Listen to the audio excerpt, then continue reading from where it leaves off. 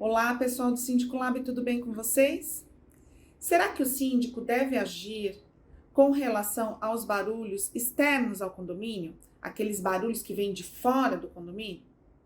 Na minha opinião, ele deve agir sim.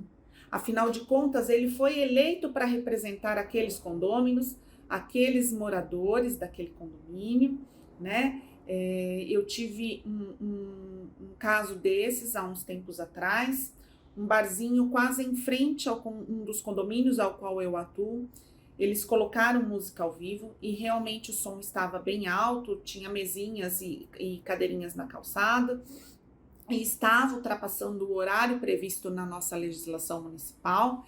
Então, os condôminos vieram me procurar e eu liguei para o bar, marquei uma reunião com o proprietário, fui lá e expliquei para ele o que estava acontecendo. Expliquei que realmente os moradores estavam incomodados, aquele barulho estava perturbando o sossego daqueles moradores, né? Além dele estar ultrapassando o horário previsto na nossa legislação. A conversa foi super amigável, ele entendeu, ele realmente abaixou um pouquinho o som, né? Chega às 22 horas, não tem mais barulho, não tem mais conversa, então deu super certo a nossa conversa amigável. Mas se de repente não tivesse dado certo? Aí sim, eu entraria com um pedido nos órgãos fiscalizadores para que pudessem ver, para que pudessem vir, na verdade, fiscalizar aquele comércio, né? E em últimos casos, se nada desse certo, eu chamaria em uma assembleia para uma possível contratação de um advogado que representasse a coletividade, visando solucionar aquele problema da poluição sonora. Bom, pessoal, espero ter colaborado um pouquinho com vocês. Estou sempre à disposição e nos encontramos no Síndico Lab. Oi, pessoal do Síndico Lab, tudo bem? O tema de hoje é para falar sobre barulhos externos ao condomínio. Todo mundo sabe que síndico é para-raio de reclamação. O barulho nem é dentro do nosso condomínio e o pessoal quer que a gente resolva. Qual é a minha indicação? Eu normalmente vou até o lugar e tento conversar, mas não que seja minha obrigação. Mas eu entendo que nós, como gestores e pessoas acostumadas a dialogar, nós vamos ter um jeitinho, às vezes mais simpático, de conseguir convencer as pessoas de que elas estão incomodando.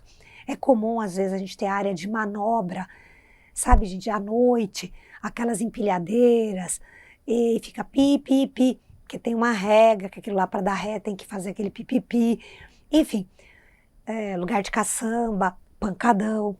A gente tenta conversar, é o que você pode fazer.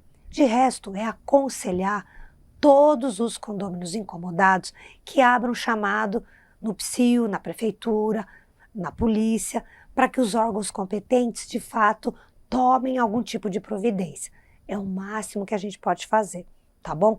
E acho que esse negócio de notificar, entrar com processo, a gente não quer criar inimizade, geralmente, no lugar que a gente convive.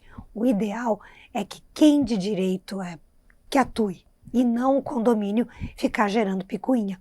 Às vezes, a gente gera uma situação que piora um pouquinho a situação, tá bom? Obrigada. O barulho que se origina fora dos muros do condomínio, né, eles podem ter origens bastante diversas e tratamentos diversos. Então, se for um estabelecimento comercial, uma igreja, um ambiente para festas, que possui, né, porta, janela, ele é fechado e esse barulho está ultrapassando o limite, daí a gente precisa fazer uma denúncia na prefeitura através do 156. Quanto mais pessoas entrarem em contato, mais rápido vai ser a fiscalização.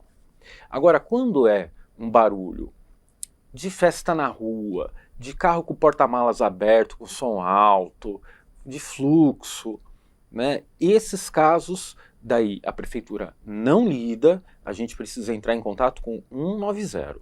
Então a polícia vai até lá para tentar resolver esse problema de barulho.